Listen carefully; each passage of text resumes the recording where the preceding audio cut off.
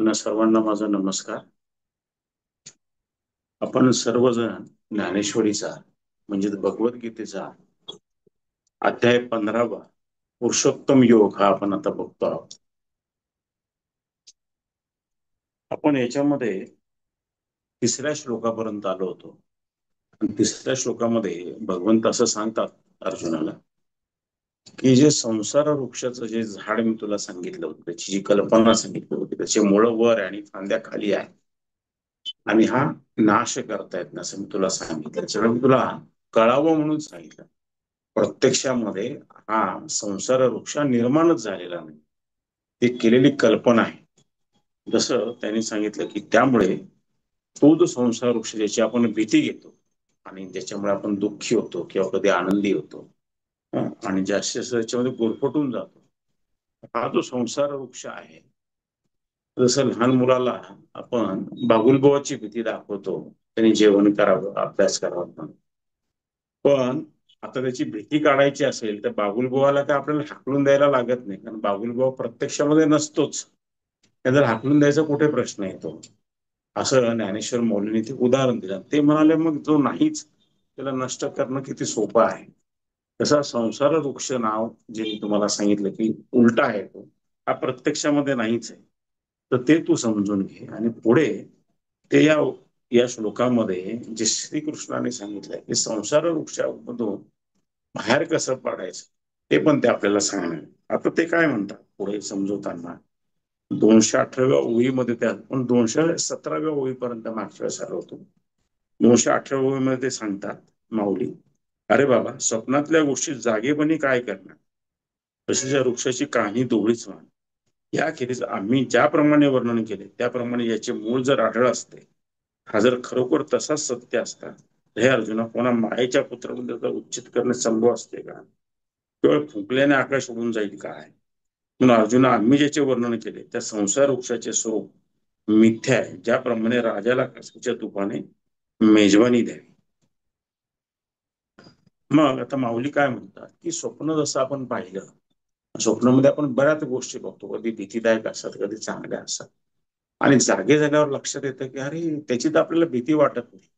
आणि त्या भीतीतून आपण बाहेर काय येतो की आपल्याला कळतं की ते स्वप्न आहे, त्याची भीती बाळगायची काही कारण नाही. आता आपण जागे झाले.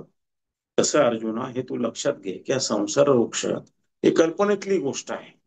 म्हणजे त्याची कल्पना यावी संसाराची की तो खूप वाढत वाढत जातो सगळ्या अंगाने, आणि म्हणून आपण त्यात गुरफटतो. म्हणून मी तुला ससाला उलट्या वृक्षाची कल्पना, प्रत्यक्ष संसार वृक्ष मुळातच ही कल्पना आहे, लक्षात घे. आणि ते म्हणतात की जसं की जर हा खरा असता तर मग हा कोणाकडूनच उपटला गेला नसता, पण तो खोटा आहे. त्यामुळे त्याच्यातून आपण बाहेर पडू शकतोय, तो लक्षात घे. जसं एखाद्याला सांगितलं की कासव जे असतं तिचं दूध काढायचं आणि त्याचं तूप राजाला द्यायचं, शक्य आहे का? नाही शक्य आहे. तसं तू हे समजून घे की हा संसार वृक्ष मुळातच नाहीये, त्याची चिंता काय करायचं कारण. जर तो खरोखर असता तर तो कंट्रोल नसता झाला आपल्याच्याने, पण तो नाहीये म्हणून त्यातून आपण बाहेर पडू शकतो, त्याची चिंता आपण सोडून द्यायला पाहिजे. मग ते काय सांगतात पुढे, अरे अर्जुना, मृगजळाने भरलेली तळी ही नुसती डोळ्याने दुरूनच पाहणारच गोजीरवाणी दिसतात, त्या पाण्याने धान्यकेळी पिकवता येतील काय? अर्जुना, प्रपंचप्रिय वृक्षाचे अज्ञाने रूपी मूळ जर खोटे म्हणजे भ्रांती रूप आहे, तर मग त्यापासून झालेले संसार रूपी कार्य कुठून खरे असणार? मग प्रपंच रूपी वृक्ष खरा कसा असू शकतो? आता ते असं सांगतात की जसं आपण मृगजळ पाहतो, उन्हाळ्याच्या दिवसांमध्ये आपल्याला अनुभव आहे. आपण जर हायवेवर उभं राहिलो किंवा मोकळ्या जागी उभं राहिलो तर आपल्याला लांबवर मृगजळ, ते प्रत्यक्षात काय सूर्यकिरणांमुळे आपल्याला असं वाटतं की तिथे पाणी आहे. आता आपल्याला ज्ञान असल्यामुळे की ते पाणी नाहीये आणि मृगजळ आहे, आपण काही धावत जात नाही तिथे. पण हरिण वगैरे असं तिथे धावत जातात. ते जसं मृगजळ खोटं आहे, ते प्रत्यक्षात पाणी नाही, ते खोटं असल्यामुळे त्याच्याने काही भाताची केळांची शेती पिकवता येणार नाही अर्जुना. तसा संसार रूपी वृक्ष जसं मूळ जे आपण कल्पिलं होतं ते मूळच मुळात खोटं आहे. संसार वृक्ष कसा खरा येईल? त्यामुळे आपण त्याची काळजी करू नये आणि आपण त्याच्यात त्याच्यातून बाहेर पडू शकतो. पुढे ते काय म्हणतात, जोपर्यंत जागृती प्राप्त झाली नाही तोपर्यंत निद्रेचा नाश आहे काय, किंवा रात्र संपली नाही त्यापूर्वी दिवस उजाडतो काय. ज्याप्रमाणे जोपर्यंत विवेकाने मायाला दूर रोखले नाही तोपर्यंत संसार रूपी वृक्षाला अश्वत्थाला अंत नाही. मग ते अजून काय उदाहरण ते म्हणतात की तुम्ही रात्री झोपतात आणि झोपेमध्ये असतात तोपर्यंत झोपेचा नाश होऊच शकत नाही. ज्यावेळी तुम्ही जागे होता त्यावेळी झोपेचा नाश झालेला असतो. त्याचप्रमाणे विवेक जो आहे, विवेक म्हणजे चांगली बुद्धी. जोपर्यंत माणसाला चांगली बुद्धी येते तोपर्यंत आपण मायेमध्ये गुरफटून राहतो. ज्या गोष्टी नीतीला धरून नाही त्या आपण करत राहतो. अशा बऱ्याच गोष्टी लोक करतात. आपल्यातले प्रत्येक जण काही ना काही चुकीच्या गोष्टी करत असतात. कधी खोटं बोलतात प्रसंगी, कधी सहजगत्या खोटं सांगून देतात, काही ना काहीतरी चुकीचं करतात. दिवसातून एखादी गोष्ट होतेच माणसाकडून चुकीची, ती व्हायला नाही पाहिजे खरं म्हणजे. पण विवेक जर जागा असेल, म्हणजे चांगली बुद्धी जागी असेल तर ती तसं करू देत नाही. एकदा विवेक जागा झाला की माणसाकडून चांगलीच कर्म होतात, ती शास्त्राला धरून ती कर्म होतात असं ते सांगतात. त्यामुळे एकदा का विवेक जागा झाला या संसार रूपी वृक्ष जो आहे याच्यावरती तू मात करू शकशील असं ते सांगतात.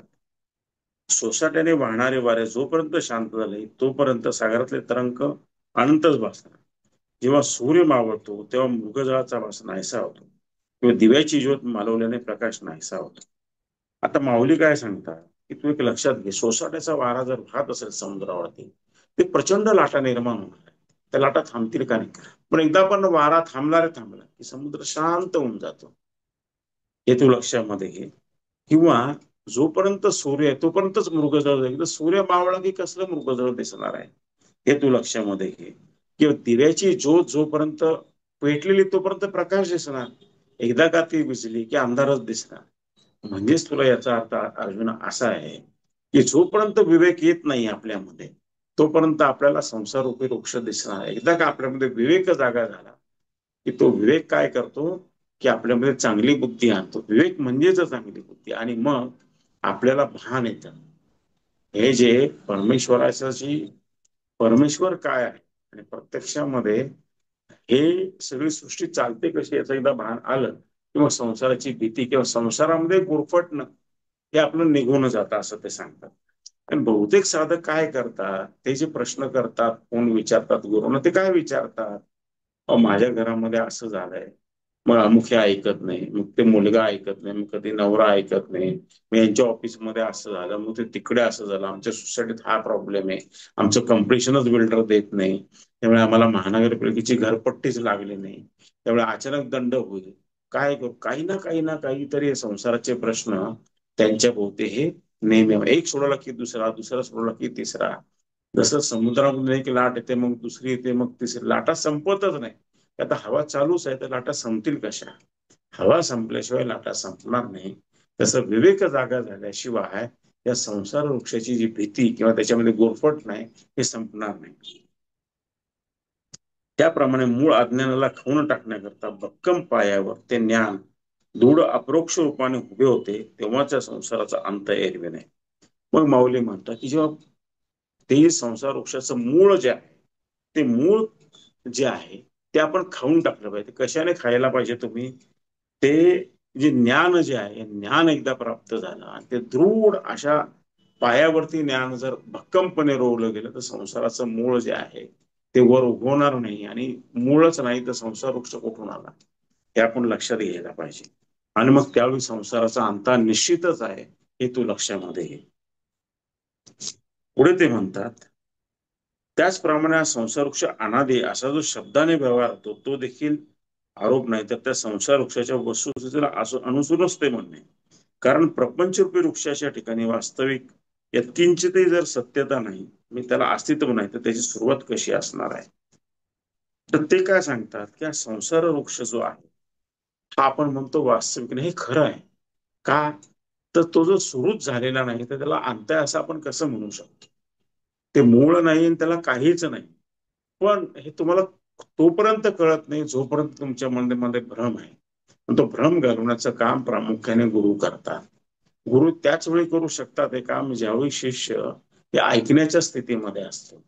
आणि शिष्य ऐकण्याच्या स्थितीमध्ये त्याच वेळी येतो ज्यावेळी तो सत्संगाला बसतो. आणि सत्संगाला बसल्यावरती तो आपले कान, नाक, डोळे आणि सारे शरीर एकाग्र करून ऐकत असतो. तर बसलाय पण मन कुठेतरी धावतंय तर त्याच्या ते लक्षात येत नाही. बऱ्याच वेळा असं होतं सत्संगामध्ये बसलं की आपलं मन कुठेतरी दुसरीकडे, मग आपल्याला एकदम लक्षात येतं, अरे सगळ्यांनी माना डोलीला काहीतरी वेगळं सांगितलेलं दिसतंय बरं का. मग आपण परत भानावर येतो आणि परत ऐकायला लागतो. असं होत असतं ते. मग एखादी चिंता मनामध्ये असून त्याच्या भोवती ते मन गुरफटलेलं असतं, हे विचारूया बरं का आपण नंतर. बराच वेळा विचारण्यामध्ये का तो कोणीतरी दुसरा प्रश्न विचारतो आणि आपल्या प्रश्नाचं उत्तर हे आपोआप गुणकडून दिलं जातं. ते एक परमेश्वराची योजना असते खरं म्हणजे, की एका याच्यामध्ये तो अनेक कामं करत असतो.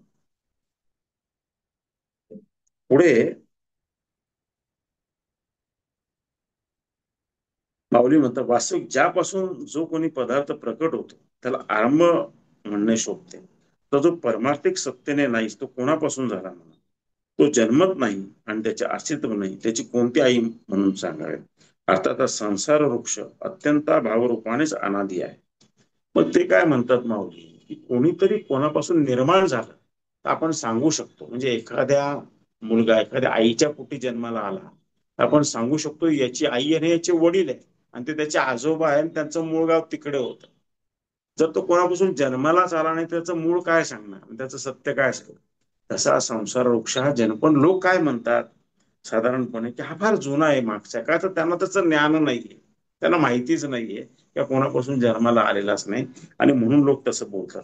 कारण की पारमार्थिक सत्ता जी परमूर्तीने तो निर्माणच केलेला नाही, हा आभासाने आणि केवळ विचाराने निर्माण झालेला आहे. आभासाने विचार निर्माण झाला म्हणजे काय होतं माहितीये का, की एक सोफा आपण घरामध्ये बघतो बघा. आता एक गूढ ज्ञान तुम्हाला थोडं सांगतो. एक सोफा बघतो आपण, काय आता सोफा इथे बस आहे घरामध्ये आणि सोफा किती छान आहे. पण प्रत्यक्षात तो सोफा कसा निर्माण झाला, तो कोणाच्या तरी मनामध्ये विचार आला की मी सोफे बनवायला घेतो. मग कोणाला तरी त्याने डिझाईन केला, मग त्यांनी कल्पना केली तो इतका रुंद असला पाहिजे, इतका रुंद असला पाहिजे. त्या कल्पनेतून तो सोफा तयार झाला. पण त्या वस्तूला म्हणजे मुळात काय आहे, की आत्मतत्व जे आहे ना, त्याने या सगळ्या गोष्टींचं रूप धारण केलं मग वस्तू निर्माण होतात. तुमच्या लक्षात आलं का, जसं मूर्तीमधून सॉरी दगडामधून मूर्ती कशी निर्माण होते, तर त्या शिल्पकाराच्या मनामध्ये पहिल्यांदा मूर्ती निर्माण होते, की इतक्या उंचीची असेल, तिच्यावरती हा भाव असेल, आणि मग अनवॉन्टेड गोष्टी तो काढायला लागतो आणि मग ती मूर्ती साकार होते. तसं हा संसार मुळात नाहीच आहे, हा आपण निर्माण केलेला आहे मनाने, हे आपण लक्षात घ्यायला पाहिजे. आणि ज्यावेळी आपण या मनातल्या चलबिचलतेचा ऱ्हास करू, म्हणजे तर ज्यावेळी विवेक जागा होईल आपला, त्यावेळी त्या संसार वृक्षाचा नाश होईल असं ते म्हणतात. पण त्याला लोक अनादी का म्हणतात, अत्यंत भावाने म्हणतात का, तर त्यांना माहितीच नाही म्हणून ते तसं म्हणतात की अनादी. वांजेच्या मुलाची जन्मपत्रिका कशी असू शकते, आकाशाच्या ठिकाणी निळ्या जमिनीची कोणी बरे कल्पना करावी. अरे अर्जुना, आकाश फुलाचा देठ कोण बरे तोडेल. एकंदरीत ज्या संसाराला अस्तित्व नाही त्याचा आरंभ आधी आरंभ जन्म कुठून असणार. आता माऊली अजून काय उदाहरणं सांगतात. ते म्हणतात की एखाद्या वांज स्त्रीला मूल आहे असं आपण म्हटलं तर ते शक्य नाही. मग तिच्या मुलाची जन्मपत्रिका कुठून येईल का, जे मुळातच ना ती येईल कुठून म्हणाले. किंवा ते काय सांगतात की आकाश जे आहे, आकाश हे निळ्या रंगाचं फुल आहे असं जर एखाद्याने कल्पना केली, तर त्या फुलाचा देठ काय सापडणार आहे का. मुळात तो रंग असा काल्पनिक आलेला रंग आहे तो. त्याच्या वर गेलं की परत आकाश, त्याच्या वर गेलं की परत अनंत पोकळी आहे की नाही खरं म्हणजे, असं ते सांगतात. म्हणून आकाशाच्या फुलाचा देठ कोणाला तोडता येणार आहे का नाही, तर ती कल्पना आहे. आकाश एक प्रत्यक्षामध्ये एक पोकळी आहे.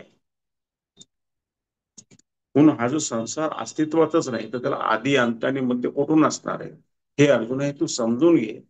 आणि जसजसे आपल्याला समजायला जातं ना तसं आपल्या आतमध्ये बदल व्हायला लागतात आणि आपली आसक्ती कमी होते. तुमच्या लक्षात आलं की आसक्ती अपेक्षा कमी आली की जीवन आनंदी व्हायला लागतं. जीवन दुःखी कधी होतं माहितीये का, त्यावेळी जेव्हा आपण अपेक्षांचं बोझं वाढवतो, तर आपण अपेक्षाच ठेवायला लागतो की नाही, आज काय मी निळ्या रंगाची महाराष्ट्र टाइम्स मध्ये पाहिलेली साडी घातलेली, निळा हिरवा कुठला तरी आजचा रंग असेल, मला माहिती नाही कोणता रंग आहे तो. मग आता यांनी येताना गजरा आणायला पाहिजे होता, ते गजरा न घेताच आलेले आहेत घरी आणि ते माझ्या साडीकडे पण बघत नाहीये. झाला अपेक्षा भंग. म्हणजे झाला का परत प्रश्न, तो सकाळचा सगळा मूड हिरमुसता गेला. आता ही अपेक्षाच ठेवली नसती, ते येतील ते मग मी चहा पाणी करेन आम्ही गप्पा मारू, ठीक आहे त्यांचं लक्ष गेलं तर उत्तम आहे, नाही लक्ष गेलं तर दमलेले मी समजून घेईन. खूप अपेक्षा ठेवली की खूप अपेक्षा भंग. ठेवू नये का असं नाही, ठेवणं गैर नाहीये, पण दुसरी एक त्याची जी दुसरी बाजू आहे त्याची पण आपण दुसऱ्याला समजून घेणं जे म्हणतात त्याला निरपेक्ष प्रेम म्हणतात. तुमच्या लक्षात आलं का? तो नाही चांगला वागला तरी मी प्रेम करणार आहे. तुमच्या लक्षात आलं का? तो नाही चांगला वागला तरी मी प्रेम करणार आहे. त्यांनी त्रास दिला तरी मी प्रेम करणार आहे. आता असं प्रेम जमायला पण वेळ लागतो. हे आत्म्याचं आत्म्याशी प्रेम असतं. तुमच्या लक्षात आलं का? ते शरीराने वस्तून निघून जातात. ते टप्प्याटप्प्यात डेव्हलप होईल. एकदम ते डेव्हलप होणार नाही, हे तुम्ही लक्षामध्ये घ्या सगळ्यांनी. ज्याप्रमाणे घटाचा प्रागभाव उत्पन्न केल्यापासून अनादी आहे, त्याचप्रमाणे मूळ मायेसकट हा संसार वृक्ष अनादी आहे. अरे बाबा अर्जुन, या दृष्टीने विचार करता संसार रूपी वृक्षाला आदी आणि अंत नाही. मध्ये याचे जे काय अस्तित्व असते ते भ्रांतीजन्य आहे, म्हणून मिथ्या आहे. जसे ब्रह्मगिरी पर्वतापासून निघत नाही आणि आखरीला सागरास मिळत नाही, असे मध्येच जे भासमान मोगजळ दिसे तद्वता हे अर्जुन हा संसार वृक्ष आरंभी आणि शेवटी खरोखर आणि मध्ये दिसला तरी कधीच खरा नाही, परंतु खोटेपणाचे आश्चर्य असं आहे की तो खरा नसून भासतो. आता मौली अनेक उदाहरणं देतात. ते म्हणतात तुम्ही कल्पना करा की मृगजळाचं पाणी आहे, त्याची ब्रह्मगिरी पर्वतावरून नदी निघाली आणि सागराला मिळाली, तर मृगजळाचं पाणी कुठे वाहील का? जे नाहीच त्याची नदी होईल काय? तर होणारच नाही. त्याप्रमाणे हा सुरुवात नाही आणि अंत पण नाही, असा संसार आहे. तर मध्ये कुठून असतं? मध्ये जे दिसतो आपल्याला की संसार आहे हे पृथ्वी जन्माला आलो आपण निरागस असतो आणि सोडून जातो, तोपर्यंत संसार भोगतो आपण. भोगल्यानंतर एकदा का देह सुटला, देह सुटल्या सुटल्या त्याला कळतं की अरे जे रडतायत सगळे काय, मी काही काळा करता इथे काही देवाणघेवाण करायला त्याच्यात अडकूनच पडलो. मी तर खरं मोक्षाचं काम करायला आलो होतो, साधना करायला आलो होतो, म्हणून मला परत मनुष्य जन्म. आणि तो म्हणतो अरे मी काय करून बसलो, त्या चक्रातच अडकून बसलो. घर गाडी बंगला आणि ते काय ते याच्याशी भांड त्याच्याशी भांड, सोसायटीचा चेअरमन मलाच करा आणि माझंच म्हणणं खरं आणि हाच डेव्हलपमेंट एरिया झाला पाहिजे ना, असंच अशा नाना उद्योग. अरे मी काय करून बसलो, ते मी याच्यामध्ये अडकलो. हे कशासाठी अडकतो? जसं तो वरच्या लोकात जातो तिकडे परत गुरु भेटतात, किंवा गुरुने देह नसेल सोडलं तर दुसरे गुरु भेटतात, त्याचेच आप्त स्वकीय भेटतात आणि त्याला सगळं असं प्रत्यक्षामध्ये होतं खरं म्हणजे. आणि मग त्याला कळतं की अरे मी काय गडबड केली. मग तो परत परमेश्वराला म्हणतो की बाबा आता जे काही नवीन कर्म झाले चांगले वाईट ते, आणि राहिलेले काही मागचे असतील त्यातले सांग कोणते हो, परत मला पाठव खाली. मग 2 महिन्यांनी 4 महिन्यांनी 2 वर्षांनी 6 वर्षांनी जसं ठरेल तिथे वर त्यापर्यंत परत खाली येत होतो. अलग लक्षात असं प्रत्यक्षामध्ये होत असत. आता खरा तुमच्या मनामध्ये असा प्रश्न येईल की आता एवढं सर सांगतायत आपल्याला, मग संसार जगायचा नाही का? संसाराचा आनंद घ्यायचा नाही का? तर अशा जनकासारखी आपली स्थिती असते पाहिजे. संसारात राहून तो अलिप्त होता. कळालं का तुम्हाला? संसारात राहून अलिप्त म्हणजे काय? की त्यांनी सारे भोग भोगले, भोग दिला आनंद आहे, नाही दिला आनंद आहे. अलग लक्षात. तर साधना काय करते माहितीये का तुम्हाला? जी साधना तुम्ही करता, ही जी साधना आहे ही काय करते? तुम्हाला भोग आणि मोक्ष दोन्ही देते. भोग आणि मोक्ष देते म्हणजे निरनिराळ्या प्रकारच्या सुखवस्तू देते, पण त्यात अडकू पण देत नाही आणि मोक्षाकडे घेऊन जाते. आणि म्हणूनच साधना आणि गुरु आवश्यक असतात. कारण संसारात राहूनच ते करायचं आहे. तुमच्या लक्षात आलं का?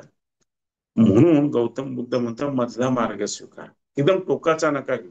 मी देवाला शोधल्याशिवाय थांबणारच नाही, घरदार सोडून देतो आता, जंगलातच जाऊन बसतो तिकडे. नाही, तसं नाही. त्यांना मधला मार्ग स्वीकारा, संसारही करा आणि देवाला एक वेळ द्या ठरवा. मग हळूहळू तुम्हाला त्याचं वाचूनही ज्ञान होईल, गुरूंच्या सत्संगातही ज्ञान होईल, साधना पडेल तसा आतूनच बदल व्हायला लागेल. एकदम नाही होणार, टप्प्याटप्प्यावर. संसारी जनांना मधला मार्गच उत्तम आहे. एखाद दुसरा असा असतो की जो आता शेवटच्या टप्प्याला आलेला आहे अनेक संसारामध्ये साधना. गुरु म्हणतात चल बाबा तू बैस आता. या गुरु त्याच्या घरातल्या लोकांकडून त्याला मागून घेतात. ते काय सांगतात, त्याला देऊन टाकतात माझ्याकडे, तो मी घरी राहील तुमच्याच, पण आज साधनेमध्येच जाऊन पुढे आध्यात्मिक गुरु होईल. तुमच्या लक्षात आलं का? असे प्रत्येकाच्या वेगवेगळ्या त्या अवस्था असतात. माझ्या ओळखीचे गृहस्थ आहे, त्यांचा मुलगा BE वगैरे झाला, मोठ्या पदावर गेला, आणि तो म्हणे मला देवाचीच प्राप्ती करे. तो ऐकेनाच, लग्न बिग्न तर फार लांबची गोष्ट, सर्व्हिसच करायला तयार नाही. आई वडील सुस्थितीमध्ये असताना त्यांनी त्याला पैसे अडके दिले, मग त्यांनी गुरु केला. त्याचे गुरु त्याला म्हणाले याच्या आई वडिलांना की मागच्या जन्मी तुमचा माझा असा असा संबंध होता, काय त्यांनी सगळं सांगितलं.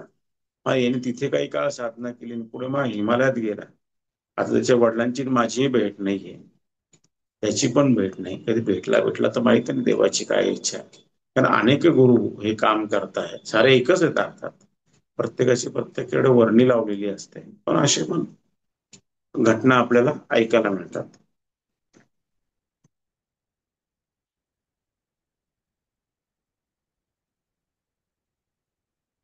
आकाशात विविध रंगांनी भरलेली कमानदार आकृती, तिला जसे इंद्रधनुष्य म्हणून पाहिले जाते, त्याप्रमाणे आज्ञाला दिसणारा संसार खरा आहे असे भासते. त्याप्रमाणे प्रसंगानुसार विविध तऱ्हेचे रंगीबेरंगी कपडे परिधान करून बहुरूपी लोकांना फसवतो. त्याप्रमाणे अज्ञानी लोकांच्या दृष्टीला संसार रूपी वृक्ष स्थितीकाळी खरा आहे असे वाटून भ्रमात पाडतो.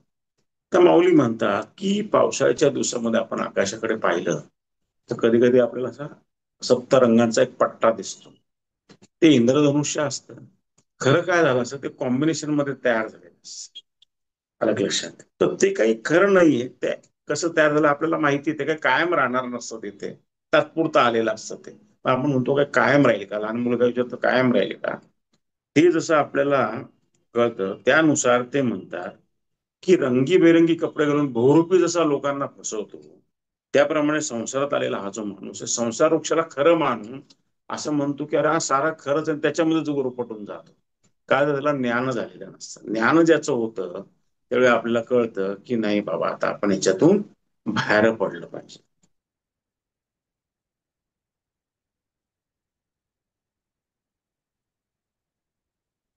तुम्हाला काय सांगत होतं आठवत नाही मला, पुढे बोलूया.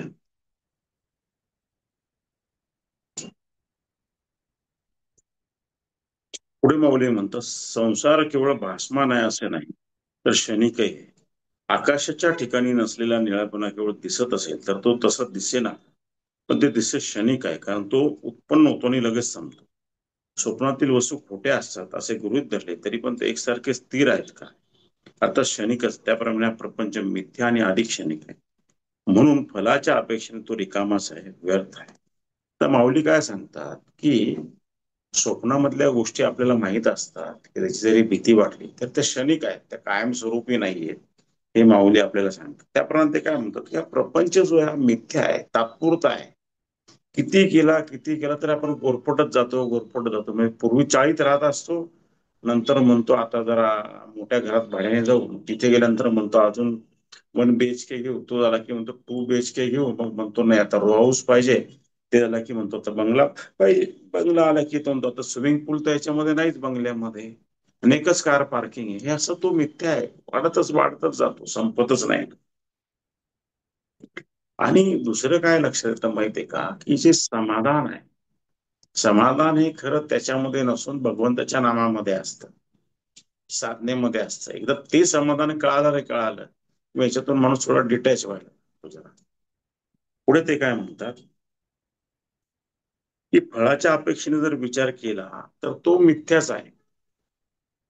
पुढे ते म्हणतात आपण संसार डोळ्यांनी पाहिला तर संसार आहे असे वाटते, आणि विचाराने घेण्यास जावे तर त्याचे खरे स्वरूप सापडत नाही. जसे माकडाने पाण्यात स्वतःचे प्रतिबिंब पाहावे चेष्टा कराव्या, त्याप्रमाणे प्रतिबिंब खरे नसल्याने चेष्टा निरर्थक असतात. हे आपण डोळ्यांनी ज्यावेळी संसार पाहतो, दैनंदिन जीवनामध्ये जगतो, त्यावेळी वाटतं की तो खरा आहे.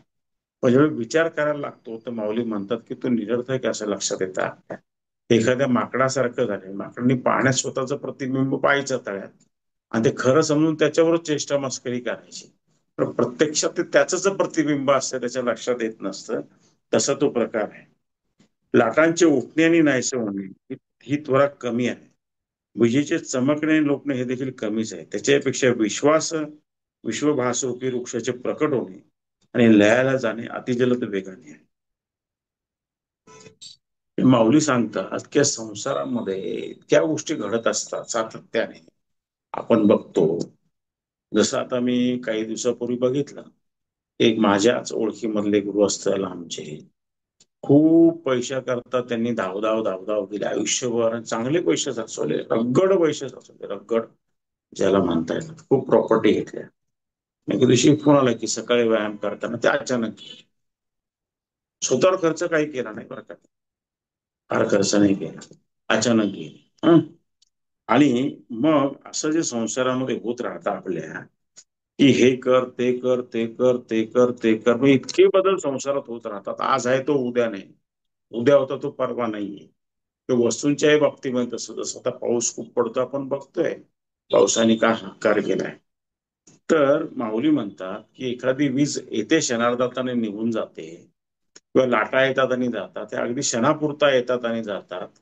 त्याच्यापेक्षा क्षणाक्षणाला या संसारात बदल होत असतात. इतका हा अशांत आहे, अविचल आहे, हे आपण लक्षात घ्या. तो स्थिर नाही, हे आपण लक्षात घ्या. जसे ग्रीष्म ऋतूच्या अंती सुटणारा वारा तोंडासमोरून येतो आणि मागील बाजूकडे येतोय समजत नाही, त्याप्रमाणे प्रचंड संसारूपी वृक्षाची एक क्षणे सारखी स्थिती नसल्याने तो कळून येत नाही. एकूण संसारूपी वृक्षाला सुरुवात, अस्तित्व, शेवट काही एक नाहीत आणि स्वरूपही नाही. आता हे अर्जुना उपटून टाकण्याविषयी अडचण ती कुठली?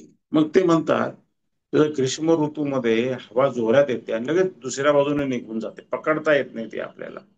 तशा संसारूपी वृक्षाला आपण पकडू शकत नाही. आणि हा सतत बदलणारा आहे, याचा सुरुवात, मध्य आणि अंत आपल्याला कळत नाही. तर असा संसारूपी वृक्ष अर्जुन आपण उपटून टाकला पाहिजे. आणि तो आभासी, त्याला उपटायला अडचण काय आहे?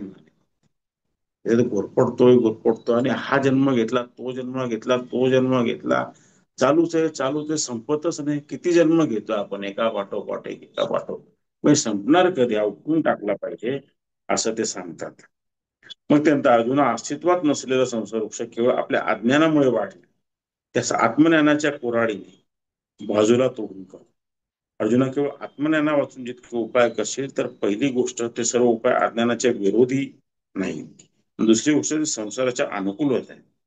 त्या उपायांनी या संसार वृक्षामध्ये अधिक गुंतवणूक असते. आता ते काय म्हणतात, मग वृक्ष तोडायचा आहे, तो याच्यात फसायचं नाहीये.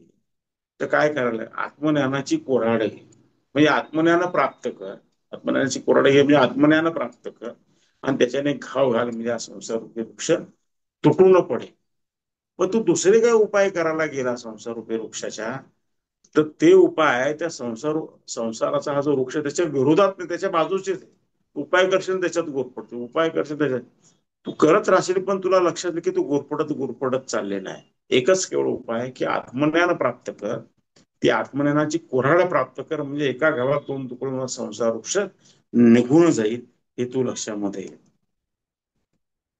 दुसरं काही केलं तर संसाराला अनुकूल असणाऱ्या गोष्टी आहेत, त्या न संपणाऱ्या गोष्टी, हे आपल्या लक्षात येतं. आणि मग या संसार वृक्षाच्या शाखांना किती हिंडावे, ज्ञान संपादन न करता सकाम पुण्यकर्म करून ब्रह्मादिकापर्यंत वरच्या शाखावर जायचे आणि पाप करून स्थावरापर्यंत खालच्या शाखावर जायचे, असे किती दिवस खालीवर हिंडावे, म्हणून अज्ञान यथार्थ ज्ञानाने तोडून टाक. ते म्हणतात, अरे अर्जुना, तू एक गोष्ट लक्षात घे, की बरेच लोक, जसं आता नवरात्र चालू आहे, माणूस काय म्हणतो, आता मीच माझ्या एका मित्राकडे आता दुपारी गेलो होतो, त्यांच्या घरी त्यांनी शतचंडी यज्ञ केलाय. नवचंडी यज्ञ होणं पण जर अवघड असं, शतचंडी तर खूप मोठा झाला. तिथे गेल्यावर मी म्हटलं, चला शतचंडी यज्ञ आपल्या शिष्यांचा आपल्या हातून व्हावा, परमेश्वरा तू करून घे, असा माझ्या मनामध्ये चांगला विचार आला. तर भगवंत जेव्हा योग्य वेळ असेल तेव्हा त्याच्या इच्छेने करून घेतो. एक विचार आला आणि तो परमेश्वरासमोर मांडला गेला. आता यज्ञ केला म्हणजे काय करणार, आपण पुण्य कमवणार की नाही. यज्ञामध्ये जे आपण आहुती देणार, त्या देवदेवतांना ते मिळणार, मग आपण ते पुण्यकर्म करणार. तर माऊली इथे म्हणतात, संसारूपी वृक्षावर तुम्ही पुण्यकर्म करता, वर जातात, संसारूपी वृक्षाच्या वरच्या बाजूला जातात, आणि मग स्वर्गलोकात राहून येतात, आणि परत पुण्य संपलं की खाली येतात, कर्म करतात, परत पापाच्या खाली येतात, परत येतात, पृथ्वीवर जन्म येतात, परत पुण्य. येरा जरा किती काळ करणार आहे. तर याच्याऐवजी ज्ञान प्राप्त करून घ्या, म्हणजे येणं जाणं तुमचं संपूर्ण जाईल बाबांनो, हे येणं जाणं तुमचं थांबेल, असं ते सांगतायत. म्हणून अज्ञान यथार्थ ज्ञानाने तोडून टाक. अज्ञान यथार्थ ज्ञान म्हणजे काय, खरे ज्ञान. तर यथार्थ हा शब्द जो आहे ना, त्याचा तुम्ही अर्थ समजायचा, खरा अर्थ खरा हाच आहे. पण तो कसा माहितीये का, आपण जर जीवनामध्ये पाहिलं तर आपल्याला माहिती खूप मिळते. सध्या युट्यूब मधून मिळते, वर्कशॉप मधून मिळते, पुस्तकामधून मिळते, मोठमोठ्या जुन्या ग्रंथांमधून मिळते, युनिव्हर्सिटी शाळा कॉलेजमधून माहिती मिळते, वडीलधाऱ्यांकडून माहिती मिळते. ती माहिती ज्ञान ज्याला म्हणतात, आत्मज्ञान, हे याच्यापासून अत्यंत वेगळं आहे. आत्मज्ञान प्राप्त करे याच्यापासून अत्यंत वेगळं आहे. तर ते काय म्हणतात की यथार्थ ज्ञान म्हणजे खरे ज्ञान, आत्मज्ञान प्राप्त करून घे, म्हणजे हा संसार वृक्ष जो आहे याच्या तू पलीकडे जाशील. नाहीतर बा अर्जुना, दोरीवर बसणाऱ्या सापाला मारण्याकरता मोठमोठ्या काट्या दांडकी जमवली तर त्याच्या मारण्याने साप मरत नाही, उलट ती दांडकी काट्या आणण्यासाठी उगाच श्रम घेतात. मृगजळाची नदी तरुण करता नावेसाठी सर्वत्र धावधाव केली असता त्याने खऱ्या ओढ्यात सापडून जसे मरावे, त्याप्रमाणे अर्जुना खोट्या प्रपंचाचा नाश करण्याच्या उपायात खटपट करणाऱ्याला साधनांचे अथक परिश्रम करून तो स्वतः म्हणतो. आता इथे माऊली काय सांगतात की बघ अर्जुना, मी सांगितलं तसं तू खरं ज्ञान मिळव. नाही तर काय होतं म्हणे, आपण व्यवहारामध्ये काय बघतो की एखाद्या घरामध्ये रात्रीच्या वेळी कोणाला तरी साप दिसतो आणि त्या अंधारात त्याला साप दिसल्यावर तो ओढतो, साप साप साप साप साप साप, लाईट गेलेली, अंधार पडलेला आहे. सगळेजण नंतर त्याला तिथे त्या कोपऱ्यात साप दिसतात, सगळे काठ्या बिठ्या घेऊन येतात. कुठून कुठून काठ्यात ऐनवेळी सापडत नाही, साप इकडे तिकडे धावेल म्हणून शोधून आणतात. बराच वेळ वाया घालवतात काठ्या शोधण्यात. आणि मग काठी सापडल्यावर ती त्या सापावरती मारायला सुरुवात करतात. तेवढ्यात लाईट येते आणि कळत्या रे इथे तर दोरी होती, साप नव्हताच. काय झालं, साप नव्हताच, म्हणजे काठ्या शोधण्याचा वेळ व्यर्थ वाया गेला, उपायच चुकला. तर आता अज्ञान होतं की तिथे साप आहे. तर अगोदरच पाहिलं असतं तर कळालं असतं की रे हा साप नसून दोरी आहे, ते एवढी धावाधाव झाली नसती. तशा संसारातून बाहेर पडायला तू जेवढे उपाय करशील ते व्यर्थ जाणार आहे. आत्मज्ञान हाच खरा उपाय आहे, तू समजून घे, असं ते सांगतात. आणि ते म्हणतात की मृगजळाची एखादी नदी जशी आपण पाहिली समजा लांबून, आणि आपण ठरवलं तिकडे तर मृगजळ दिसतंय, पार करायची, तो होडी घेऊन जाऊ आपण. तो होडी आणण्याकरताची धावधाव होते, एखाद्या ओढ्यातच तुम्ही जाऊन पडाल. तर मृगजळाची नदी नसतेच खरी, त्यात होडी आणायची काही गरज आहे का, हे तू अर्जुना लक्षामध्ये घे. त्यामुळे तू जे जे प्रयत्न करशील या संसार रूपी वृक्षावरती मात करण्याचे, ते मात न करता ते तुला अजून खड्ड्यामध्ये घालतील. एकच उपाय आहे, आत्मज्ञान प्राप्त करणे, दुसरा उपाय नाही, हे तू लक्षामध्ये घे. या प्रसंगाने एक गोष्ट आठवली, मी ती तुम्हाला सांगतो छोटीशी. योगी कथामृत पुस्तक तुमच्यापैकी बऱ्याच लोकांनी वाचलेलं असेल माझ्या मते. त्याच्यामधला तो प्रसंग आहे. योगी कथामृत मधले जे आध्यात्मिक गुरु आहे परमहंस योगानंद, ते त्यांच्या गुरूंच्या आज्ञेनुसार अमेरिकेमध्ये ध्यानधारणा, क्रिया योगाचा प्रचार प्रसार करायला गेले तिकडे. आणि मग त्यांनी त्यांचं सर्व आयुष्य अमेरिकेमध्ये हे केलं, व्यतीत केलं. तिथे त्यांनी परत आश्रम पण काढले आणि व्यापक स्वरूपाचं त्यांनी काम केलं. आणि सत्य अतिशय उत्तम काम झालं, म्हणजे त्याच्या म्हणजे त्याला काही शब्दच नाही असं म्हणता येईल. तर एकदा त्यांच्याकडे एक शिष्य आला आणि तो म्हणाला मला दीक्षा द्या, आणि मग त्यांनी त्याला दीक्षा दिली. पण त्या शिष्याची गोष्ट काय माहिती का, अमेरिकन माणूस होता. तर हे 1920 मध्ये गेले अमेरिकेमध्ये स्वतः, आणि त्याच्या पुढच्या काही वर्षामध्ये तो शिष्य त्यांच्याकडे आला.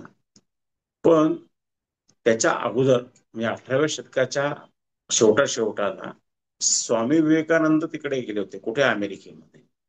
आणि स्वामी विवेकानंदांचा प्रचंड प्रभाव होता, तुम्हाला माहित आहे.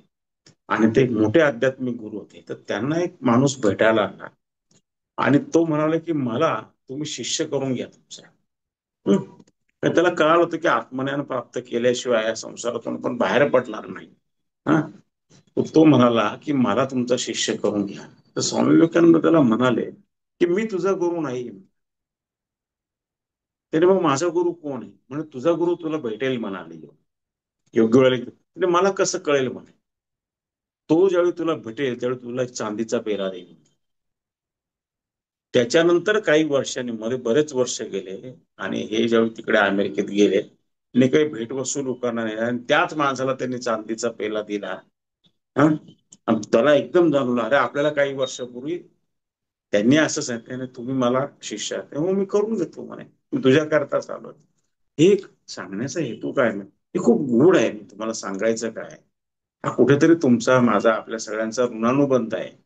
मी माझ्या गुरुदेवांना म्हणत असे, तुम्ही कुठे तिकडे होता म्हटलं हरियाणामध्ये, महाराष्ट्र कॅडरमध्ये तुम्ही आय एस अधिकारी म्हणून आय एस झाल्यानंतर त्याला कुठलं दुसरं पण कॅडर मिळालं असतं, बिहार मिळालं असतं कुठे, इकडे आल्यानंतर अध्यात्मात आला, ज्ञानप्राप्ती झाली आणि नाशकात तुम्ही स्थायिक व्हायचा विचार केला म्हटलं, एकटेच राहिला आणि तुमची माझी भेट झाली, तुम्ही माझा शिष्य म्हणून तुम्ही माझ्याच करता आला असं मी त्यांना म्हणत असे, की मी माझ्या घरून निघून त्यांच्या घरी म्हणजे आश्रमात जायला मला अक्षरशः मोजून 16 मिनिटं लागत असत.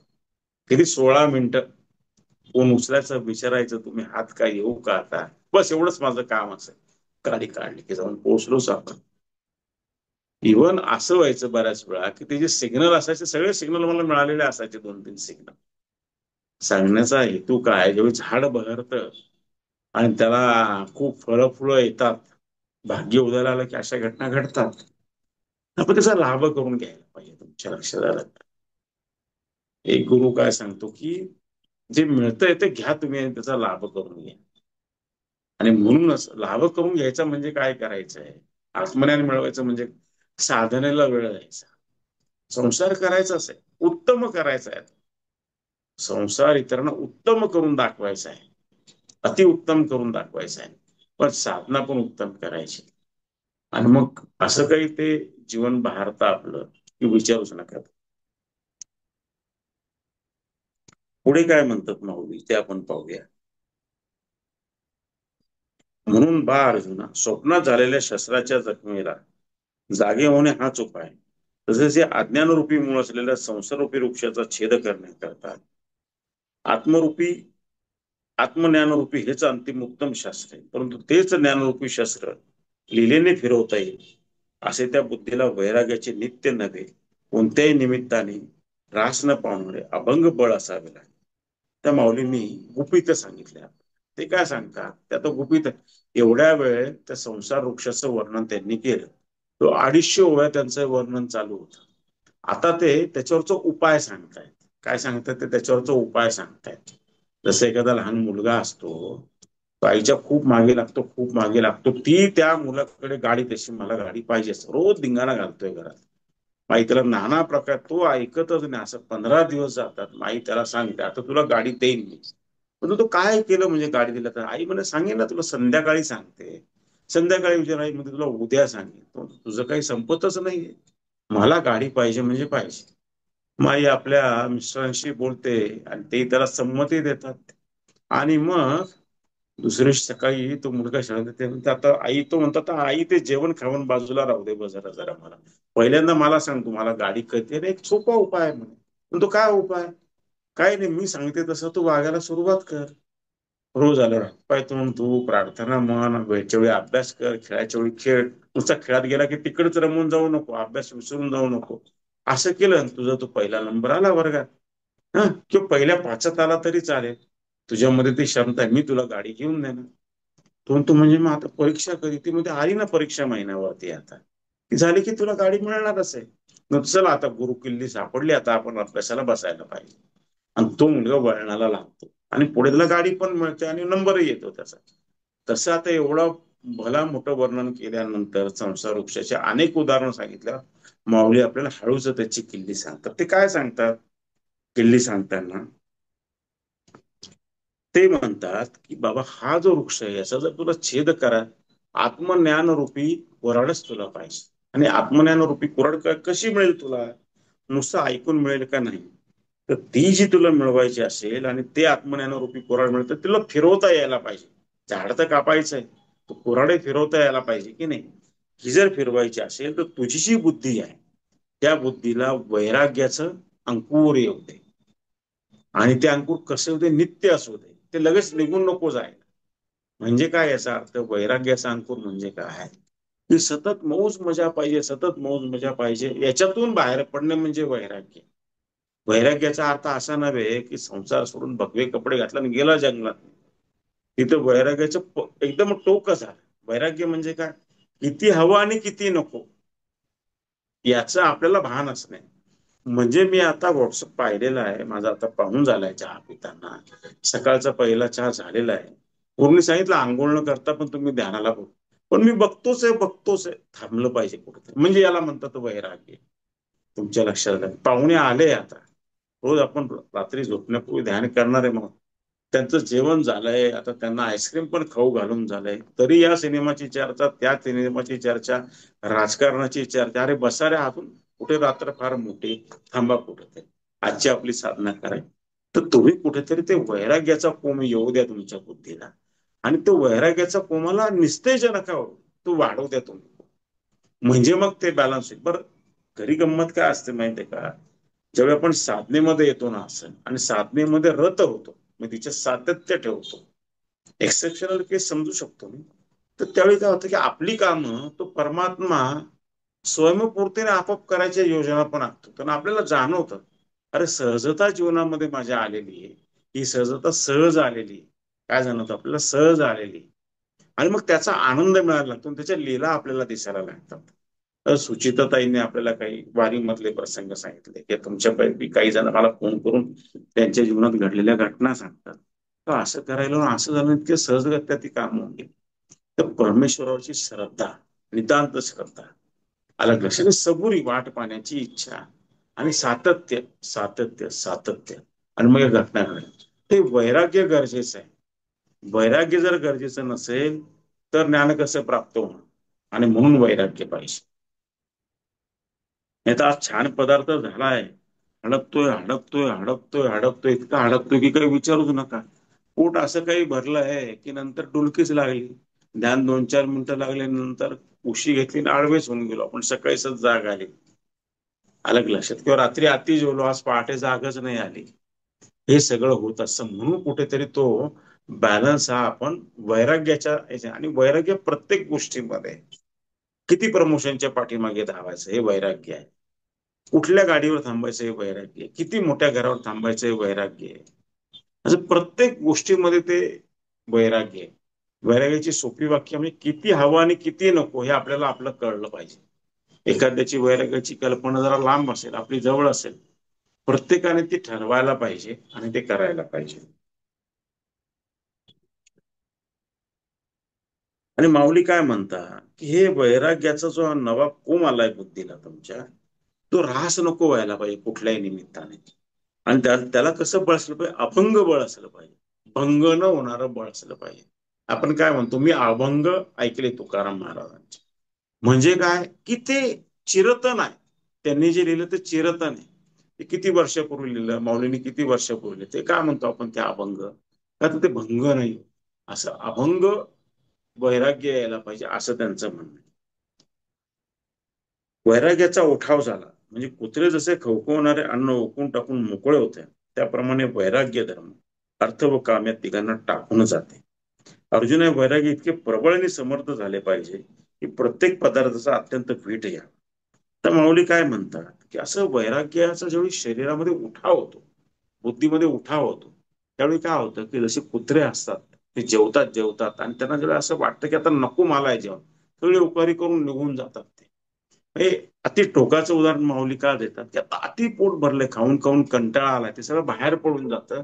अशी अवस्था, तर वैराग्याचं इतकं प्रबळ वैराग्य यायला पाहिजे की प्रत्येक पदार्थाचा वीट यायला पाहिजे तुम्हाला, असं ते प्रबळ वैराग्य यावं. नाही तर काय अनंत हे नाही, मी तुम्हाला सांग, माझ्या मुलाने असंच वागलं पाहिजे, यांनी असंच वागलं पाहिजे, त्यांनी असंच वागलं पाहिजे. अरे सोडून द्या ना, कुठेतरी लेट गो कराल की नाही तुम्ही, त्यांचाही स्वभाव तुम्ही समजून घ्या ना, त्यांना काय आवडतं, मला काय आवडतं, लेट गो करा. ठीक आहे, तुम्हाला पटतं ना तुम्ही करा.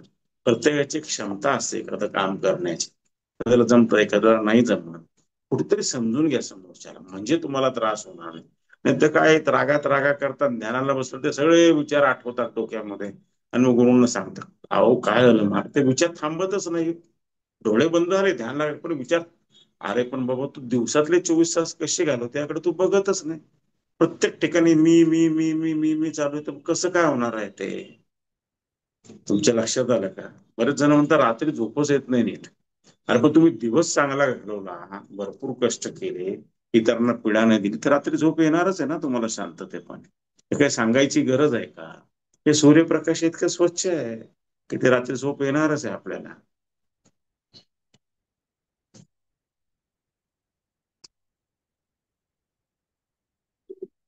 काय करतंय वैराग्य? अर्थ आणि काम यांना ते गिळून टाकतं. काय करतं म्हणजे काय होतं की खूप अर्थार्जन करावं, त्याच्या पाठीमागे लावावं, खूप पळापळ करावी, याच्यातून माणूस बाहेर पडतो. तो म्हणतो अरे बस झालं बरं का, आता हे फारच पडत होतं, कुठेतरी थांबलं पाहिजे. काम काम म्हणजे काय? नुसतं शारीरिक संबंध नाही. काम म्हणजे काय? खूप वस्तूंचा हव्यास असणं. हा सोफा, मग तो सोफा, मग हा टीव्ही, मग तो टीव्ही. आता छोटा टीव्ही होता 72 इंची पाहिजे, मग 110 इंची पाहिजे, मग लेझरवाला पाहिजे, मग ही गाडी. हा म्हणजे सगळ्या प्रकारच्या सुखवस्तू. या दोन्हींचा त्या माणसाला घोटाळा येतो, त्याच्यात तो हळूहळू हळूहळू बाहेर पडायला लागतो. तर असं हे वैराग्य यांना गिळून टाकतं. आणि वैराग्य इतके प्रबळ आणि समर्थ झाले पाहिजे की प्रत्येक पदार्थ अत्यंत वीट यावा. मग देहालयावरील अभिमानाची मान एकदम झाकवून टाकून प्रत्यागमत व प्रमाण झालेल्या बुद्धीच्या हाताने ते ज्ञान खडक हाताच्या मुठीत धरा. ज्यावेळी असं होतं तर मग अभिमान गळून पडतो आणि मग ज्ञान आपोआपच आतमध्ये विकसित होतं आणि एक दिवशी ते प्रकट होतं. आणि मग पुढे ते जे आत्मज्ञान प्राप्त झाले ते त्या आत्मज्ञानाचं जे खडग आहे, आता याला रूपक दिलं, आत्मज्ञानाला खडगाचं रूपक दिलं, ते झाड कापून टाकतं. असं इथे माऊली आपल्याला सांगतात.